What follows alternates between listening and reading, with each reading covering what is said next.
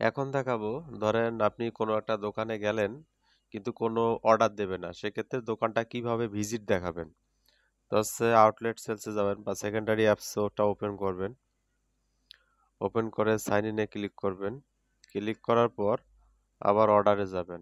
অর্ডারে যাওয়ার পর এখন ধরেন আপনি এই দোকানটাতে গেলেন, দোকানদার হচ্ছে অর্ডার দিল না, সেক্ষেত্রে এই দোকানটা কিভাবে ভিজিট দেখাবেন। এখানে গেট অর্ডারে ক্লিক করবেন। এখানে দেখেন নিচে অপশন আছে নো অর্ডার আর ক্লোজ। যদি দোকানদার কোনো অর্ডার না দেয় তাহলে হচ্ছে নো অর্ডারে ক্লিক করবেন। ক্লিক করার পর স্টার্টে ক্লিক করবেন। ঠিক আছে, স্টার্টে ক্লিক করার পর এখানে কনফার্মে ক্লিক করবেন। তাহলে এই দোকানটা আপনার অর্ডার না দিলেও ভিজিট দেখাবে। এরপর ধরেন গেলেন যে দোকানটা বন্ধ, সেক্ষেত্রে কিভাবে ভিজিট দেখাবেন। আবার অর্ডারে যাবেন।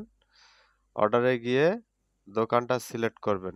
মনে করেন যে বাস স্ট্যান্ড, এই দোকানটাতে গেলেন। দোকানটা দেখলেন যে দোকানটা বন্ধ, তাহলে সেক্ষেত্রে কিভাবে ভিজিট দেখাবেন। গেট অর্ডারে যাবেন। গেট অর্ডারে ক্লিক করলে এখানে সবার শেষে দেখেন ক্লোজ, মানে দোকানটা বন্ধ, এটা সিলেক্ট করলেন।